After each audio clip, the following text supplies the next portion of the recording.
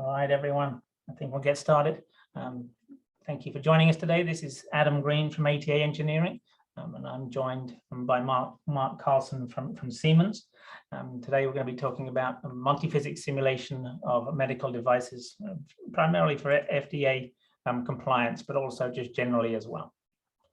So without further ado, let's kind of talk about really the pieces we're going to do. I'm going to talk a little bit about ATA engineering and also the tools that Mark's going to cover in a lot more detail, but that is StarCCM Plus and Aimsim.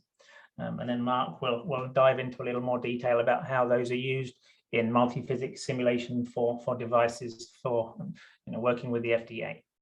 And so quickly, let's talk about who ATA are. We're an engineering consulting group based primarily in California, where we started, and we're an employee-owned company and growing to about 180 right now. It's actually about 190 of really very highly skilled individuals doing high-end applications for aerospace and other markets. And the markets we work in are aerospace and robotics and control, some themed entertainment, a lot of defense, industrial mining, and also consumer products, which is where the devices come into our expertise.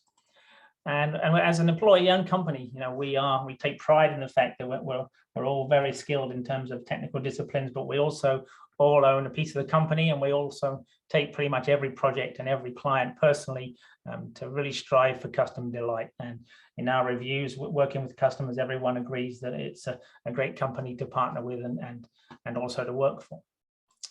So what do we do? Well, we do engineering, design, analysis, and test.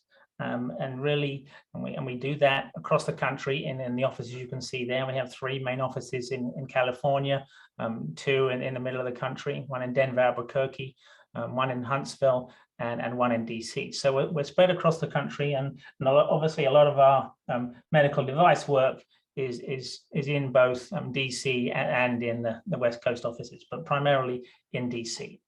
And so how long have ATA been around?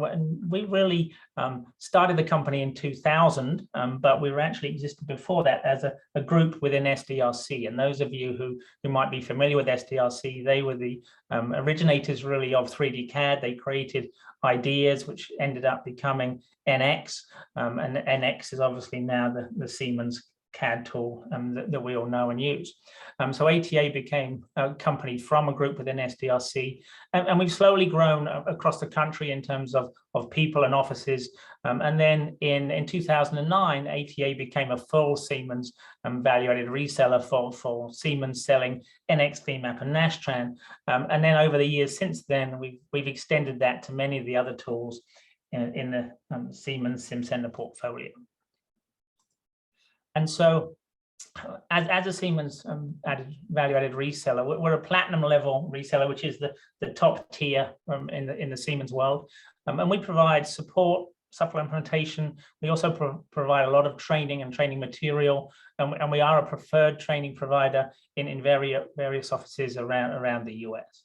And so you can see that we do NX, Nastran, VMAP, STAR, and as most of you know on the line, Siemens continuously grows their portfolio, and we often grow ours along with them. So that list kind of grows every year to include more of the tools that we know and sell. And so today we're going to talk about multi-physics simulation, and really the 2 tools that Mark is going to be covering in more detail are Simcenter STAR-CCM Plus and Simcenter Amesim. And these are 2 distinct tools within the Siemens portfolio. And so I'll talk a little bit about STAR-CCM Plus first, really at a very high level, just basically what it is and what it can do, and the same with Aimsim. So Simcenter STAR-CCM Plus is really the premier CFD tool kind of globally. It's multi-phase. It can handle really very complex physics.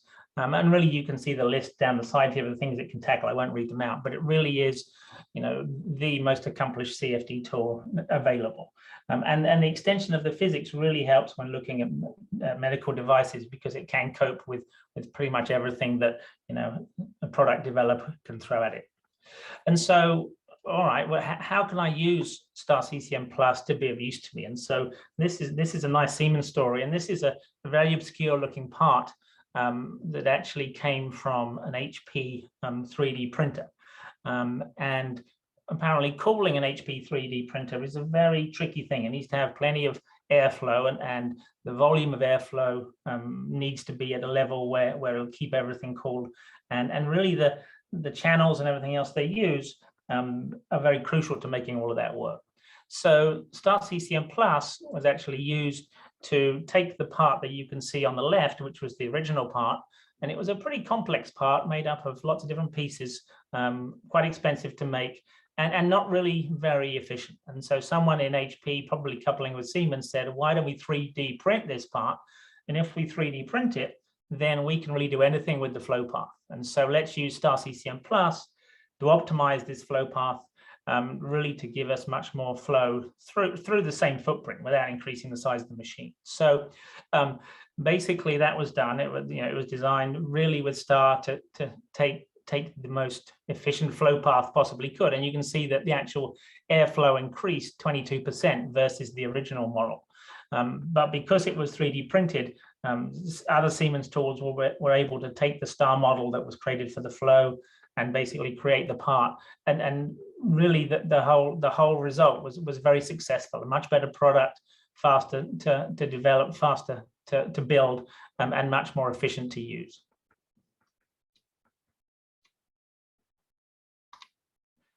And so generally speaking, and this is not really specific to StarCCM Plus, but it is generally about simulation, and that is that there's an Aberdeen group, who probably everyone's heard of, for doing surveys in the CAE space.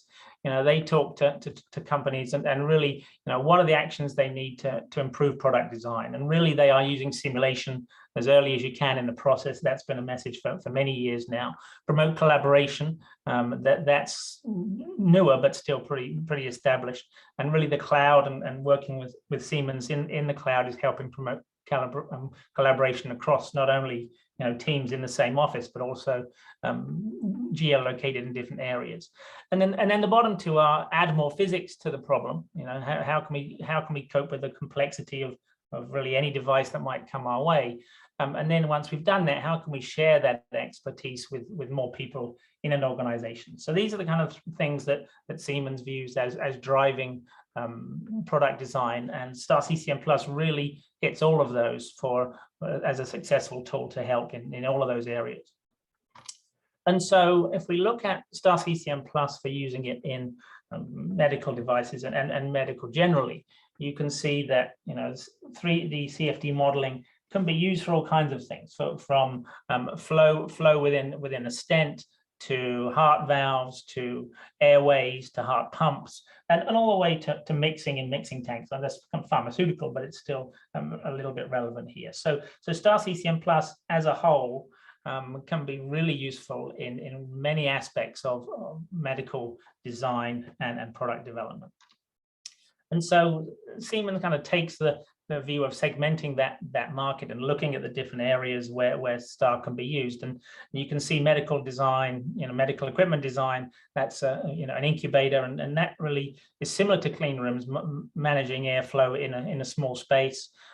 Mechanical device design is the next one, and obviously heart pumps is part of that. StarCCM Plus has been used very successfully to model heart pumps, especially looking at the damage that a heart pump can do or not do to blood, looking at shear stress levels to make sure that blood doesn't get damaged in a pump, and really minimizing that loss, that damage as part of an optimization strategy. Microfluidics is another thing that STAR does very well. Drug delivery is obviously something that really goes with the flow. And then clean rooms and operating rooms, just managing airflow and managing particles is an obvious case for CFD. And so, with COVID and everything else, that's an important and interesting part of the process and different discipline. And this was some work done quite a while ago in 2017 in Imperial College, where they were looking at sleep apnea and using STAR to model flow within a nasal cavity in a throat during basically a breath and maybe a snore. And imagine what you need to go through to model this. You need some kind of scan of the inside of a person's nasal passage, which in itself becomes very complex. And obviously you need the head. The head might be, oh, excuse me. The head might be, can I get that to play? Let's try again. The head is also a complex thing. And so with StarCCM Plus, all of that is meshed very automatically. And the flow can be modeled as you can see there. So it can really give a good insight into what causes the snore, and look at the mechanics of the tongue if you really wanted to go into that in more detail. And then last year during COVID, ATA did simulation, this one, and it basically was a sneeze with particles, looking at how different particles travel based on their mass and the airflow from the sneeze.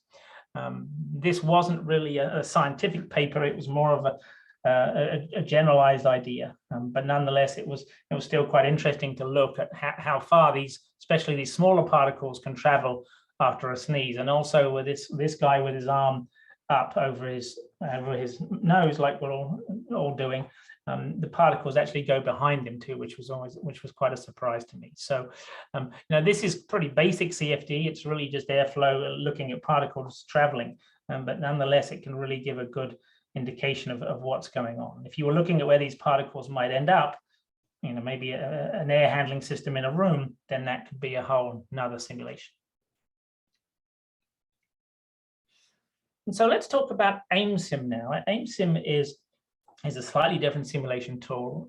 It is basically a 1D mechatronic simulation tool that really means that you can model any kind of mechatronic system, and you can do it quite quickly, and you can do it before you've even built anything, to look at performance and look at how is my product or my device going to perform under certain conditions. And it looks very much like a flowchart. You can see here that there's a flowchart of all the components that might be actuators, they might be flow-related pieces, and you can build a network and a system diagram of your device, and then actually operate it to see how it's going to perform. And so that sounds good, but what does that kind of mean in practice? So this is, what is a mechatronic system is sometimes a question we get asked, and so this is kind of a schematic to highlight that. If you look at a delivery bed like this, an electro-hydraulic delivery bed, imagine the different pieces of this that are you would need to be able to design it. Obviously, you've got the control piece, which is probably electronics, and electrical for the electrical supply. That might be pumps to drive the hydraulics. And then you've got the hydraulics itself, which controls the level of the bed and so forth. And then you've actually got the mechanics of the bed itself. So if you're looking at the actual base and everything else. So if you look at all of those four pieces, all of those could be modeled in Aimsim. And if you wanted to make a model of this bed in Aimsim and look at what size hydraulic pump do I need to move this bed, with a 250-pound person on it, and questions like that, then Aimsim will let you model all of those different scenarios and let you model them very quickly. So it is very useful for general devices and especially medical devices where they get pretty complex, and they have this different disciplines to model. They're a combination of electrical, hydraulics, and mechanical, and maybe flow too, and pumps. So when you're looking at devices, medical devices can be very useful. So if we look at, say, this is an electric syringe that was modeled with Aimsim, and you can see it was pretty straightforward network of pieces that are needed to actually drive this device. But really being able to say, well, if it's an electric syringe, what does my motor need to look like in terms of power? What does the motor need in terms of torque? What's my power consumption going to be? Questions like that. Aimsim can answer very easily. And not only that, it can run one of these syringes through a whole duty cycle. So if you wanted to say, well, what power does it use during a whole injection process, then Aimsim can model that for you too. And then the same applies to another device, is basically about a bag valve mask. When you're looking at, certainly with COVID, a lot of people were prototyping these to get them to different people because they were short of them. And Aimsim can help you basically model the whole process, which is a combination of mostly mechanics, but a lot of electronic control pieces as well. So And this is another example of Aimsim used in a mechanical device. So I'm going to play a video now, and I want to preface this with, this is not a medical device video. It's actually a video from a company in Europe using StarCCM Plus and Aimsim for designing buses. So, but the point of the story is that that they have a challenge where they have power and usage criteria to hit, and they're using StarCCM Plus with Aimsim to really help them dial in what they need. So I'm going to play that now, and it's going to be about 3 minutes. The regulations pushes the cities to go to e-mobility. Buses, they are driving the whole day long. They drive easily 300, 400, 500 kilometers a day. The transition to electric bus, it sounds very expensive first, but because you can make new control algorithms to optimize the range, you can adapt your timetable to it. It can be even cheaper per kilometer to drive an electric bus than diesel. Nowadays we are at this transition point. Hi, my name is Anouk Hol. I'm the aerodynamic and energy specialist from VDL. We produce city buses and coaches.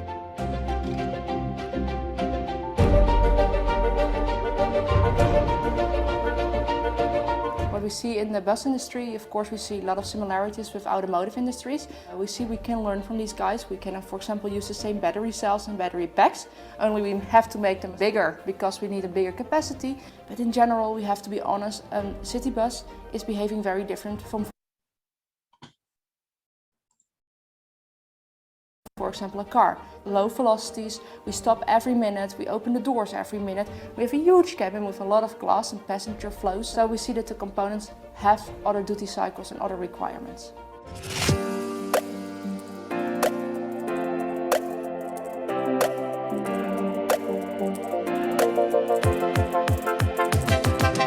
When we started, we didn't have the bus available.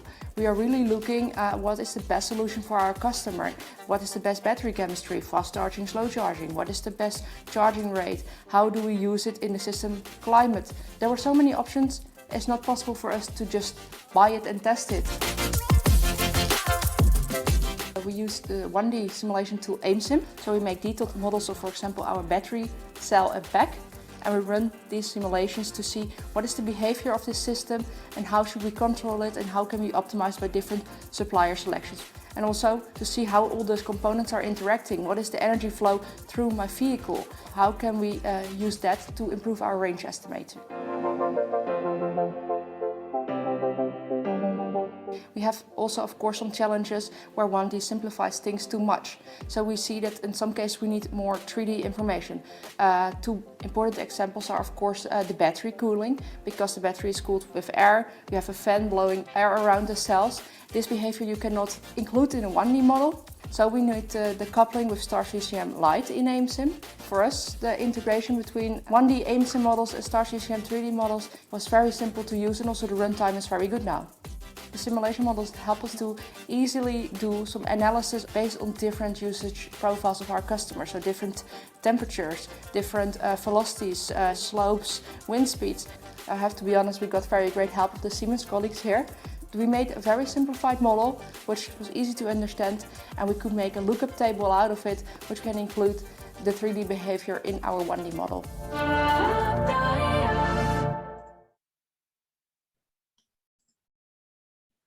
And so that video really tells a good story of basically their challenges, but key to their challenges were that they had some components of their requirements that were 1D. They could use Aimsim for that to do the control system and the battery. But they also needed some 3D data that they couldn't get from Aimsim, and they incorporated a StarCCM Plus model. And so that same idea can be used extensively in a medical device design. And I hope you guys got some value from that video. So with that, I am going to pass the ball to Mark. Mark, if you can take the share. Great. Hi, everyone. Thanks for joining. My name is Mark Carlson, and like Adam said, I work for Siemens, and I oversee our simulation and test portfolio specifically for the life sciences industry. So it's a vast array of simulation and test products. And I'm going to jump right into this because I've got a lot I'd like to cover.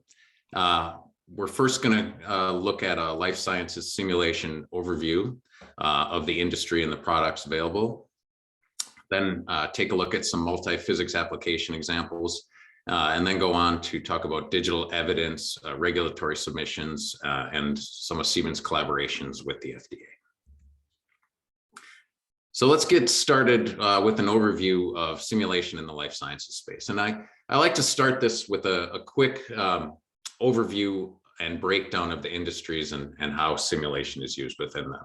And we break it down into these 6 different segments: orthopedics and personalized implants, diagnostics, cardiovascular and neurological systems, surgical equipment and medical robotics, prosthetics, orthotics, and exoskeletons, and finally pharmaceuticals. So let's just take a quick look at some of the challenges within each of these industries for which simulation can be of help. So if we look at orthopedics and personalized implants, obviously these are highly organic shapes, structured surfaces. This involves a lot of personalization and coupling with patient anatomy, going from scan to CAD using faceted geometry and standard CAD geometry. There's a lot of additive manufacturing that goes on to these, many times rapid devices. A lot of these are quick implants for emergency surgery like facial cranial implants, and of course hip replacements, knee replacements, shoulder replacements.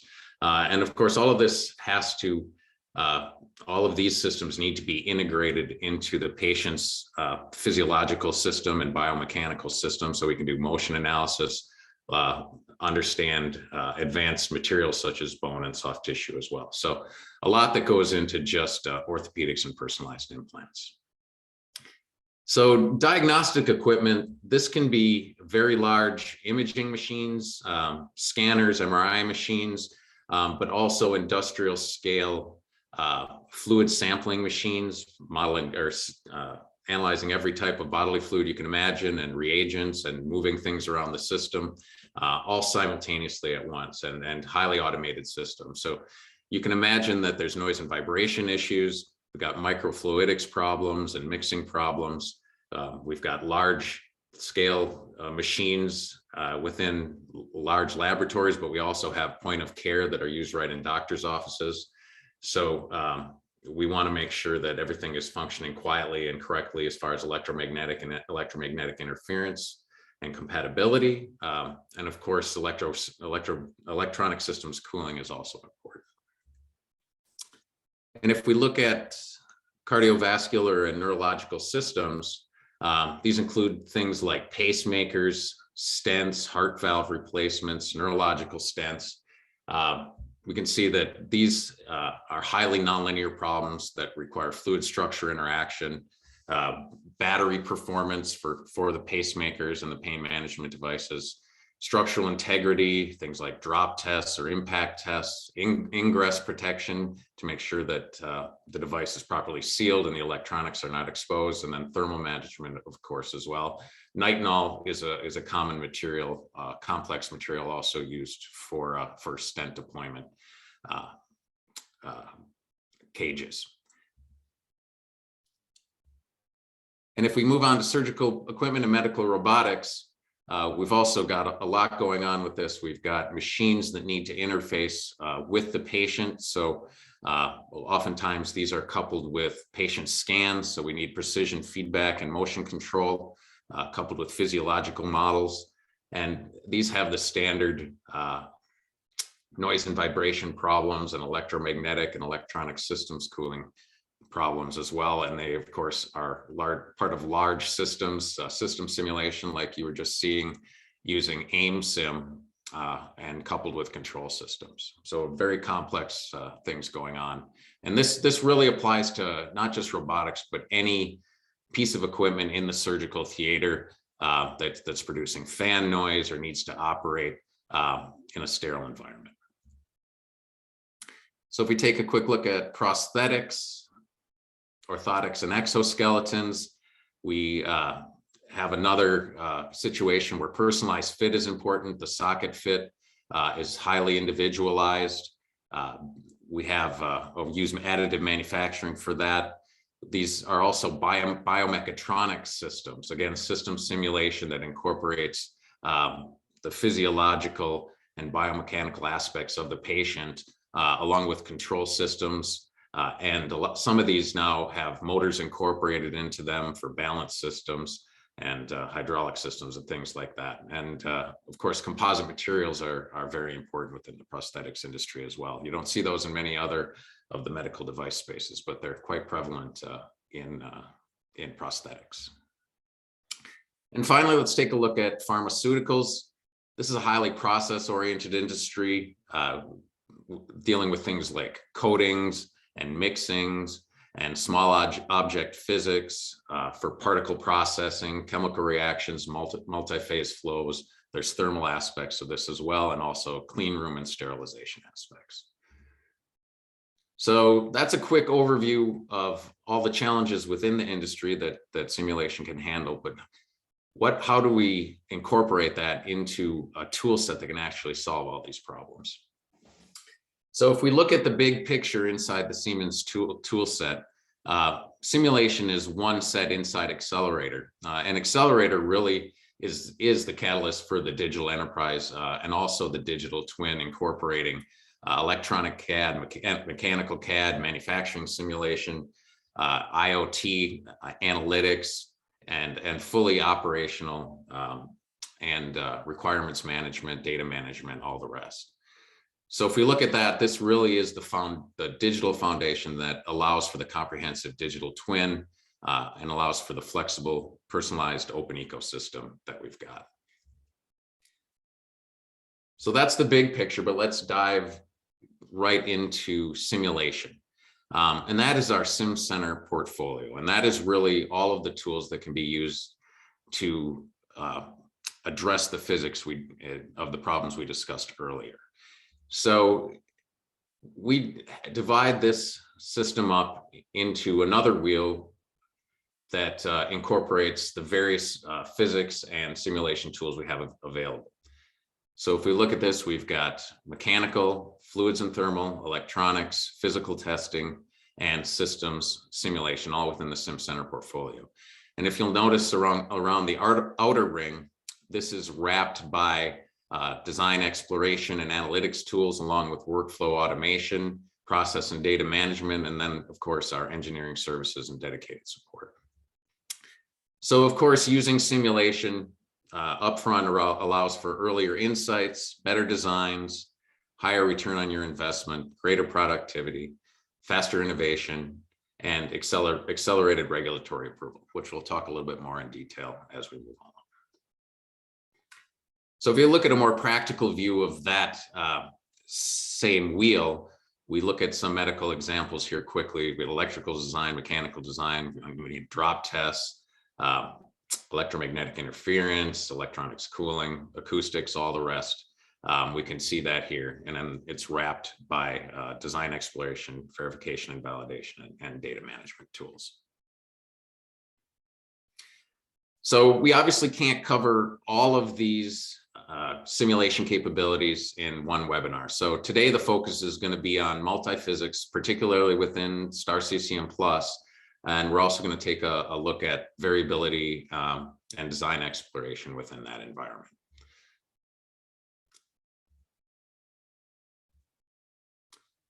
So let's go right into some application examples of multiphysics in the medical device space.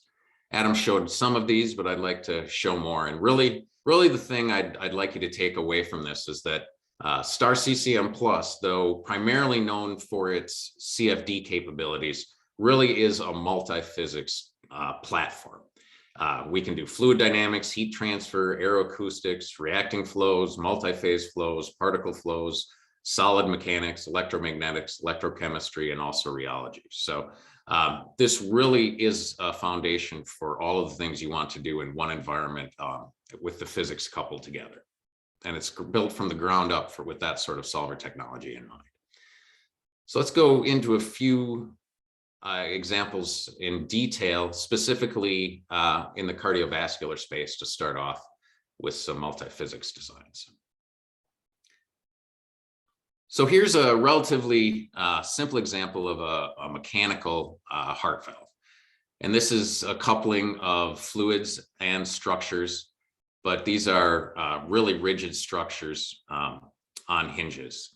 So a bit simpler than a real life heart valve, but these are used and can be simulated with overset meshing inside of STAR.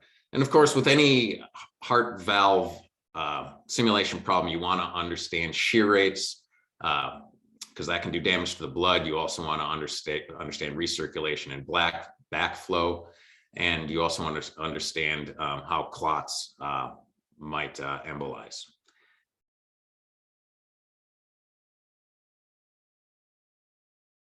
So this allows us to predict those locations of high shear stress and recirculation, and of course, modify the design as necessary. But if we take this a step further and want to look at a highly nonlinear valve, such as this one, which is an arterial deployed heart valve replacement, we can see that the challenge here is to predict fluid flow and structural responses of a highly nonlinear system. And the solution here was to model all the relevant physics, including the elastomeric materials and the contact right inside of StarCCM+. So as you can see here, this is STAR doing this solid mechanics calculation along with the fluid flow calculation and the back and forth pressure versus displacement that happens during the simulation. And just to show a couple more examples and animations of how this can work. This is doing particle tracking on the edge of that leaflet there to understand how it's deforming. And this can be incredibly useful to understand the design flow and also the closure that's happening if you want to do a replacement valve. And we can, of course, also look at the stresses within this valve as it's moving.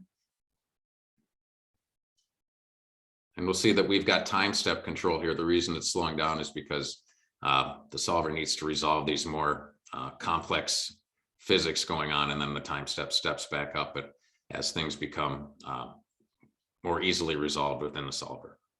And another thing to note too, I did mention that we have the built-in fluid structure in our FSI solver with solid mechanics, but we can also couple with other simulation tools such as Nastran or Abacus if you have specific models you want to use with them. So you could use STAR for the fluids and some other FEA tool for the structures. And this is another FSI example done directly within STAR that looks at a fluid pulse inside of a tube. This is highly important for understanding the kinetic energy within it, and also the deformation and pressure waves that travel throughout a tube. So these sort of studies are done throughout the industry. And here's an example of a peristaltic pump. And this is actually an Abacus STAR coupling. As you can see, we've got some motion controlled fingers here that are pushing the blood through the tube. And we've of course got a lot of complex contact going on here, along with complex materials to move the fluid along. So highly deformed, as you can see from that aspect ratio there, but still converging and still giving good results and understanding the pressure flow and variations through this peristaltic pump. Okay, so let's move on from FSI a little bit and talk about some other multiphysics problems you can encounter. This is an incubator, infant incubator, and it was designed entirely within STAR to understand the thermal distribution inside the incubator, as well as the airflow to improve the thermal management and also study the various designs to make the distribution most comfortable for the infant and most effective. This was an inhaler design where we were specifically looking to see where the particles were impacting inside of the throat and the larynx area, because this has significant effect on how well the drug delivery works. So this is a visualization way of looking at the particle tracking and the buildup within the patient, and you could of course do that specifically to different patient physiologies if you needed to understand the design for them specifically, or a range of variation within a patient group. So bubbles can be a big problem in medical devices as well. So STAR has incredible effects for looking at multi-phase flows and also understanding how bubbles develop and how they can be dissipated throughout the system. So this was an example of a continuous venting of undesirable gases through this device, which allowed us to understand how bubbles would build up and how to most effectively design the tool to remove the bubbles from the system. And this is a study along those same lines that we recently did for a customer. I'm unable to show the real problem, but basically this was against a competitor who was having a really hard time solving this, the complexities of this problem and the mesh variations and the multi-phase flows. VOF, volume of fluid, is what it's called. So if really what the point is here is to look at the competitor of 204 hours versus 9.5 for us to get the simulation. And that's for the real world problem, not this simple demo problem on the left. So it was, and this was quite a complex bubble formation and collapse problem inside of a surgical device. So this allows them to do far more design iterations, obviously, and parameterize it and get much more effective results and make design decisions. So here's another example of some multi-phase flows inside an analyzer. So we can look at fractions of fluid, we can avoid contamination, increase throughput, minimize sample size, and eliminate splashing or waste. So this is a great example of the things that can go on inside of one of those diagnostic equipments that I was mentioning earlier. Also of importance is sterilization and clean rooms. This is an example looking at an air filter inside a room, and we can see we can do particle tracking to see how the filter is removing the air. So there was several optimizations done on this particular device, and it went from ideation to product in 6 months. And of course, this was a extremely hot topic at the beginning of the pandemic to understand how effective HVAC systems could be. And STAR can simulate all of these and give obviously incredible insights into what's actually happening with a clean room, within a sterilization environment, or within a filtration system.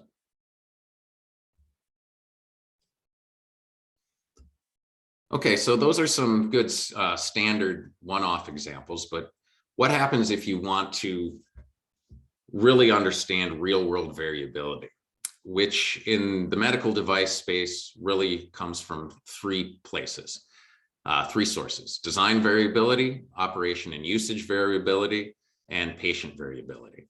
So design variability is obviously the parameterization of the device, how it's designed, the size, the geometry of tubes and holes and whatnot. Operation and usage variability could be things like the surgeon or the robotic equipment. How much does that vary? And also, of course, patient variability, because every patient is different. So this allows you to analyze the impact of variability throughout the entire sources through looking at a parameterization and design exploration study. So I've got a few interesting examples of this, and this particular one is a neurological stent for treating intracranial aneurysms. So you can see here, this was done in STAR, and you can look at the mesh, and we looked at the flow. We also looked at the system inside of it. But he's evaluated 120 different configurations, which you can see here. You can see we're changing the cage size, diameters, the pattern, the length. All of this was looked at to try and understand how this correlated to wall shear stress and how we could get the best results out of these various things. So you can see here, if we look at mass flow and porosity of these various designs and the effects on the device. Obviously, very powerful to be able to couple these two tools and get the optimal design. So next, we'll look at some hemodynamic multi-scale model tuning. And this is where a system simulation tool like Aimsim can come in and couple inside of a medical device. You see we've got a relatively simple system here, but this allows us to do reduced order models and understand resistances and flow rates within particular areas of the model. So if we look at an animation of this, which has the sound on, I will turn that off. But this is a powerful animation that is also a valve animation, and you can see it includes some discrete element modeling to include the platelets as particles. This is common within the hemodynamic modeling practices, and it can be very powerful to understand the fluid flow within. So there were a bunch of variations that were done within HEADS to understand the aortic flow outlet waveforms and understand the carotid artery bifurcation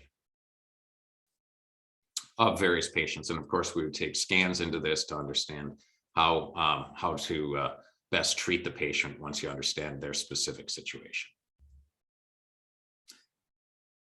And finally, I'll talk about a drug delivery catheter for simulating drug flow in the vessels. So with this, we used HEADS and design space exploration within STAR to look at various diameters, patterns of holes to see how the catheter would best distribute the drug. And as you can see, this is a pretty complex analysis within STAR, evaluating all these different parameters. And it includes not only the drug delivery itself within the vessel, but also the pressure variation within the vessel to understand how it distributes throughout the patient.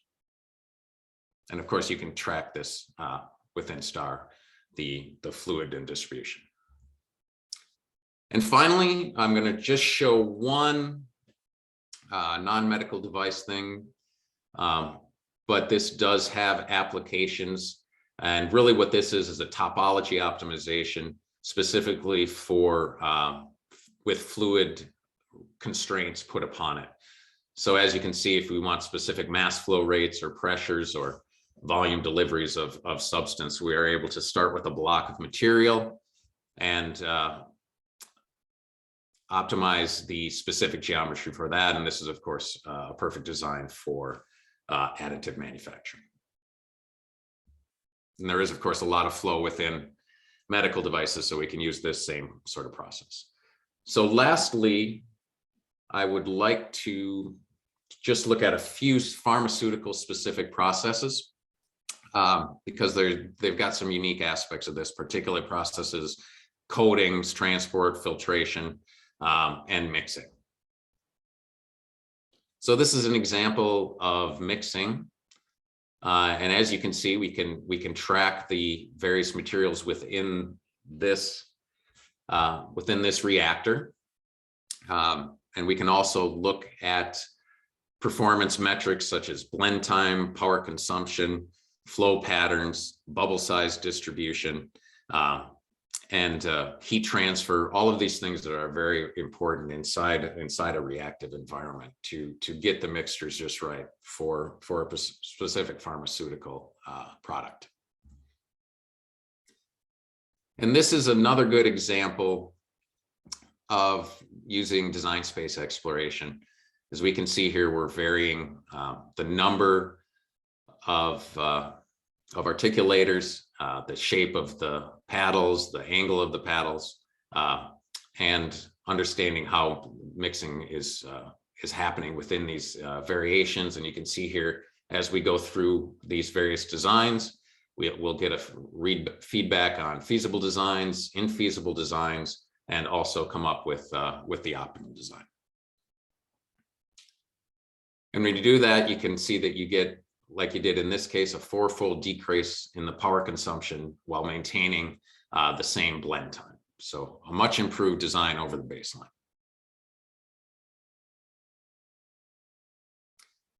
So this is an interesting example of coding using discrete element modeling. That's DEM. And STAR is the only native code that has CFD and DEM built right into it. And those two things work together seamlessly. So you can do things like particle reactions, particle cohesion, collision forces, compatibility with multi-phase reactions. You can have, and you can also have whatever shape of particle and size you might want, spherical, cylindrical, polygonal.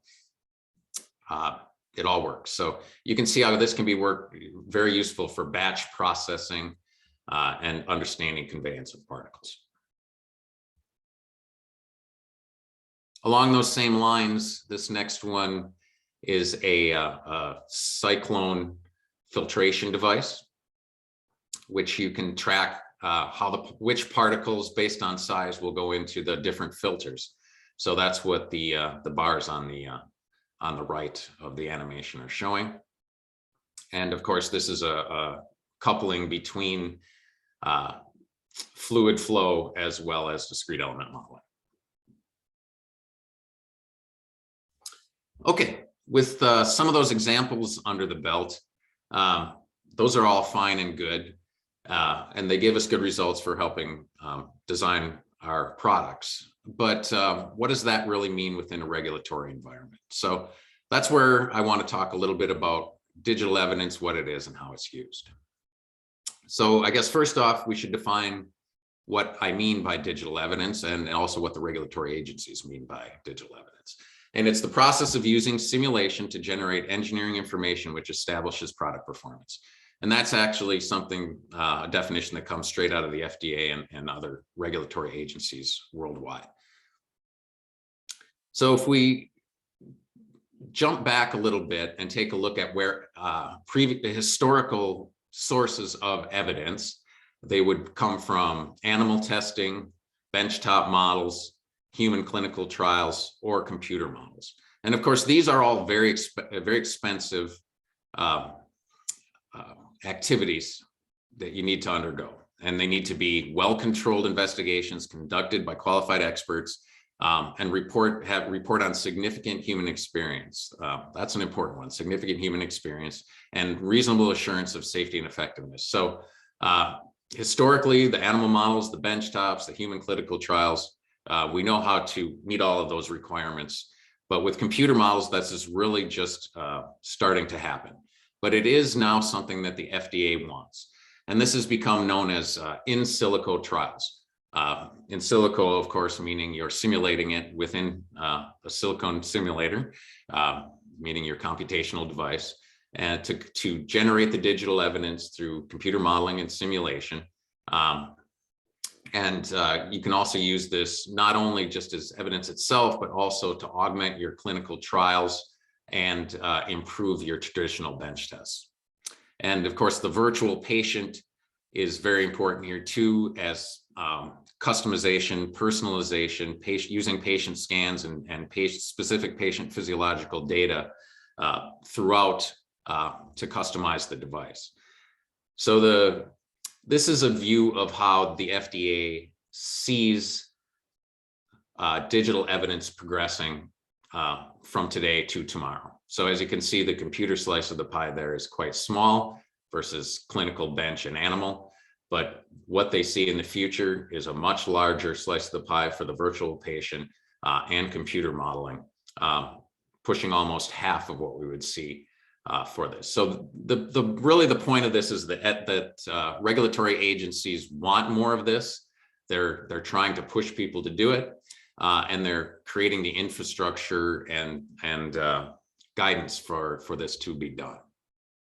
So I just want to touch on a few of the ways digital evidence works. So as we mentioned, historically, simulation had been used to just for device design, and it wasn't necessarily utilized within a device submission. So nothing was stopping anyone from doing simulation and making design decisions from it, but it really was not impacting how the FDA would judge the efficacy or safety of the device.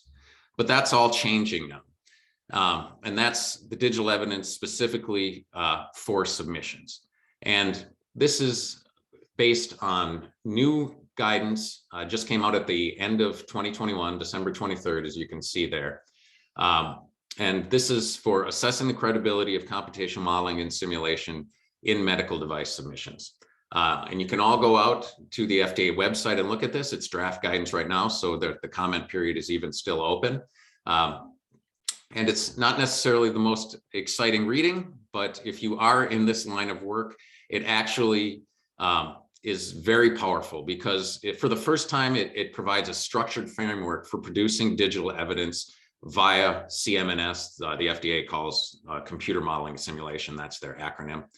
So really what it does is establishes standard definitions of CMNS terms, and it allows you to provide relationships of digital evidence to your bench test and your clinical trials. And it provides confidence for the acceptance of CMNS results in submissions. So there really should be no holding back from the historical method of just using simulation outside of submissions. They want to see this in there. And if you use this framework, this is a graphical, really the only graphics in this document, but it really outlines how to use the device, how to make sure it's verified, how they will see it as valid, and how they will use this as evidence, matching that of or on par with that of your animal trial or your clinical trial or your bench test for verification and validation of your entire system.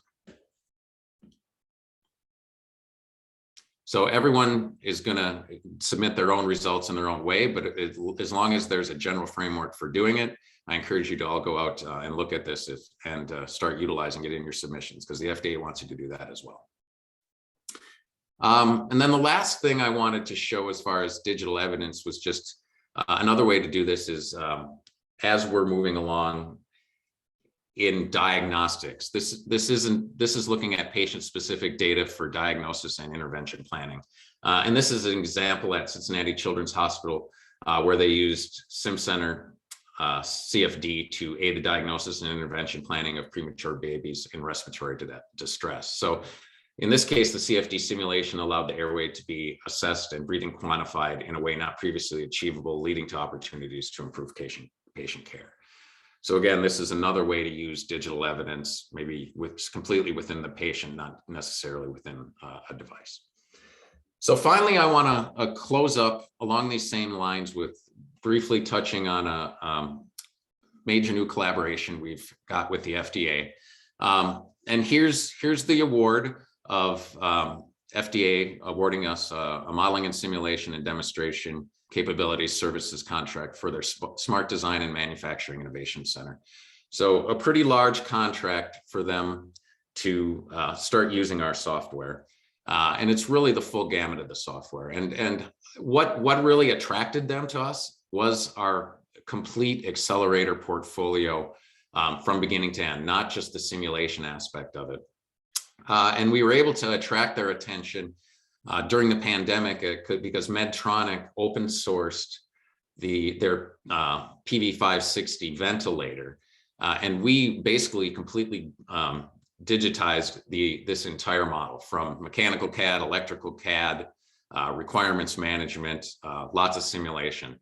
So this was a great demonstrator within this environment to take all the standard paper trail of stuff, which is obviously super hard to track, turn it into a digital format from all aspects and allow all of these things that come along with a full system: verification and validation, traceability, requirement management, data analytics, stakeholder connectivity, mentioned mechanical CAD and ECAD, and test, of course. But really the point to take away from this, as someone as an analyst working in a simulation environment, is it's far more efficient and effective, particularly in a highly regulated environment, to do simulation within an environment that's completely digitized like this, so that your results are able to be used throughout the system for verification, validation, traceability, requirements management, whatever it might be. And there's a single source of truth for the whole process. So I'm certainly not going to go into all these, but I wanted to give you just a sample of all of the digitalization that we did and the digital threads we looked at as part of this ventilator. So it was quite extensive beyond simulation. So, and we covered all of these, and that's what really made the FDA intrigued by our proposal. And I did want to touch on one specific simulation within this ventilator environment, and that was this model done within Aimsim that also incorporated the physiology of the patient. Now, this was a more simple physiology, but you could also use reduced order models from within STAR to understand lung performance and patient-specific lung physiology within this application. So using system simulation coupled with STAR to evaluate the performance of this ventilator. And we have a bunch of different webinars available on this specific topic of all the things I'm talking about, not just the simulation aspect. So if you're interested in that, just let us know and we can point you to those. And also, one thing the FDA loved was the fact that we can deploy an Aimsim app. This is a web app. Once we've defined the Aimsim parameters, and we can deploy this to people in the patient who are interacting with patient nurses, doctors, so they can tune their ventilator and understand its performance based on that patient right from any web app. And that includes whatever mobile device it might be, like straight from your phone. So I'm going to close this up by saying that the FDA went on this journey with us. Simulation, requirements management, manufacturing simulation, and they saw the advantages of the full portfolio we have to offer even outside of simulation. So it's a great advantage to use in regulatory submissions, and it improves your process and greatly reduces the expense of the whole submission process. So with that, I will close up and say thank you. And again, my information is right here. Mark Carlson, and feel free to contact me at that email. And I'll pass it back to you, Adam. Excellent. Thank you, Mark. That was great. Jonathan's with us. Jonathan, do you have any questions in the chat? I see a few there. Yes. I've answered some of them live. Do you have any others? Yeah, we have a couple. So I will read those in. While we're getting those in, like Adam just mentioned, please continue to submit questions in the chat, put them in the Q&A tab.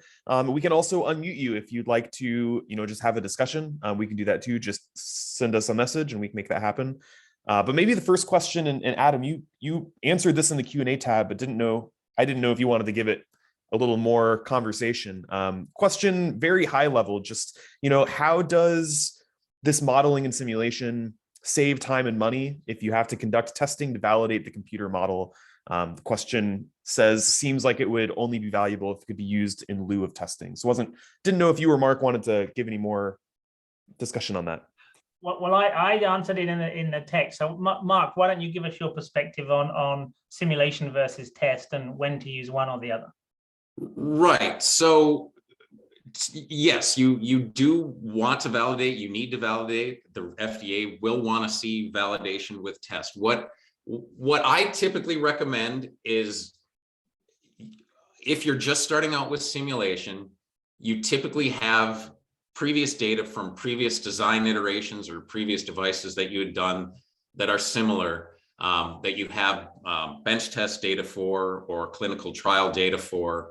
that you at least have as a starting point, right? So if you're trying to establish particular methodologies or practices of your simulation, you're not starting from scratch, right? You can go back to those historical data, model those, and refine your process and correlate against that before moving forward with confidence, perhaps on your next project where you want to have simulation be more, have greater leverage in your device design than the test. So you would reduce test, and I will say, you never get rid of test completely, at least not this day and age, but you can reduce it significantly. And given the cost of clinical trials, that can still be a highly significant goal. If you cut yourself down to one physical test and it performs exactly the way you predicted it would in simulation, that's kind of the ideal situation. Awesome. Thank you, Mark. Thank you, Adam. And then the other... Hang on, Jonathan, can I add to the answer a little bit? Yeah, absolutely. One of the things that I think is important is the idea that simulation can be automated.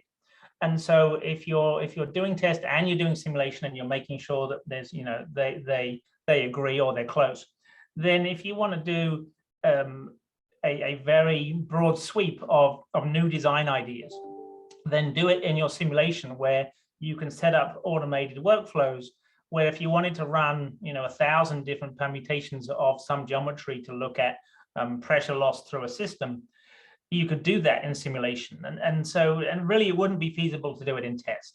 So the automation and the speed you can do things in simulation is obviously valuable, but with the proviso that you've got to have faith in the simulation. So correlating it back to test whenever you can, but also using simulation to really automate things and make the, you know, evaluate hundreds or thousands of designs that you could never really do in test. I think that's important to think about.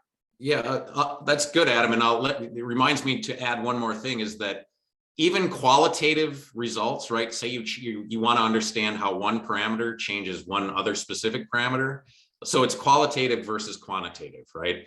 So even just being able to do those quick variations within simulation, even if you don't have a correlation back to a specific quantitative result, qualitatively you can still look at how things are changing just from that change in one specific parameter, and that can really guide your design decisions as well. Excellent. Thank you, Mark. So back to you, Jonathan. What else we got? Yeah, thanks, guys. Next question is, can we comment on the computational cost of these multiphysics simulations? We showed a lot of really cool case studies, and so particularly as things get complex and looking at like the drug delivery catheter, the heart valve monitoring, mixing optimization, what's the computational cost of that? Mark, you want to take that? Throw me the one that's always, it's always hard to answer, right? Because it's always so problem specific, right? The amount of physics you have going on, the mesh resolution you need. So yes, these are computationally intensive, but of course we can parallelize, we can massively parallelize these. We also have GPU acceleration now within STAR. That's new in the latest release. So that helps a ton. And so I did throw some numbers up there for that bubble formation collapse. I couldn't show that actual problem, but that was a really complex multi-million cell problem that was done in 9.5 hours, multi-phase, highly dynamic. So, these are doable to run overnight, right? And you have more cores, they can run faster. And if you're doing design variations, you don't hit your point of diminishing returns with more cores, right? Because you can massively parallelize across your servers if you're doing multiple variations at the same time. And the design exploration tool allows you to do that. So yes, they're computationally expensive. I always hate this question because I feel like I'm avoiding a real answer. But it is completely dependent. They are computationally intensive, but ultimately it is worthwhile, the cost of that versus doing actual clinical trials most of the time. But I think, Mark, there's also the piece that what you're talking about in the pieces that are computationally expensive is the CFD, is the 3D flow modeling. But if we look at Aimsim, which is the 1D kind of system modeling, that's much faster and can be done on a kind of reasonable CAD workstation. So some CFD problems, need 64 upwards cores to make them go at a reasonable time. And so if you're doing just system modeling, it can be much quicker. But if you're doing complex CFD modeling, the sky's the limit in terms of where you can go with the complexity of a model and the number of cores you could use. Yep, that's absolutely true. And one thing I didn't mention too much is reduced order modeling, where if you do a multivariate study and get a response surface, you can reduce that, right? And put that model inside of a system simulator like Aimsim, right? So say you want, like, say you had a complex of that heart valve interaction, and you looked at various parameters within it, and you understood that design space and it was reduced, you could then, once you know that, you can then throw that into a system simulator. And so your device and your patient, your physiological, so physics models of your device with physiologic models of humans, and that's of the patient. And that's where things are headed right now with reduced order modeling and AI techniques to get reduced order models of these complex physics. And Mark, if I can also add the idea that, if you want to do more complex models and you're constrained with the computers you have in-house, which kind of everybody is, then, it's very easy to scale all of this to the cloud. So if you said, I've got this STAR model that I've been running, but I want to run another 100 copies of this with different geometries, it's not too tough to say, sign up for AWS, get an account, and run 100 models overnight on AWS. That's the licensing in STAR is there, and it's pretty straightforward. So cloud has really kind of added some strength to the idea that you can really tackle big problems quickly and affordably, and that's that changes almost weekly. The rates getting lower, the availability of machines. So the cloud piece is becoming more and more important. Yep, that's a good point, and that's really where we're headed. So if you're out there and you're saying, I'm just a small organization that just has one desktop workstation, how am I ever going to solve these things? The cloud approach is really the way to go, and it's really not that expensive anymore. So good point, Adam. And one of the questions we got earlier too was, kind of what was StarCCM Plus in terms of a CAD tool or a simulation tool, and so. I just wanted to really talk about the workflow quickly. I know we're over time. I'm hoping everyone can hang on if they want to. But if you look at the workflow for really doing, say, a CFD model, that really starts off with a CAD geometry of your device, and that can come from really any CAD tool, but NX is the Siemens one.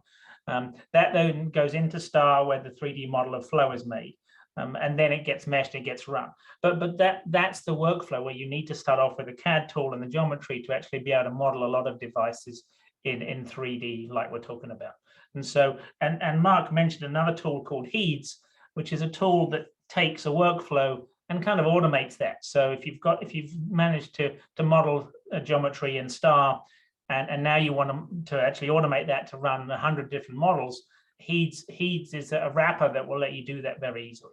So if anybody's interested in looking at more of those tools in detail, obviously reach out to me or Mark, and we can certainly go into those in more detail. So I think that's the end of the questions. Thank you everybody for attending today. I hope you found it interesting and useful. Thanks again, Mark, for your presentation. It was very good. Yep, thank you, Adam, for having me. All right. I think we'll wrap up now. Thanks everybody. Have a good afternoon.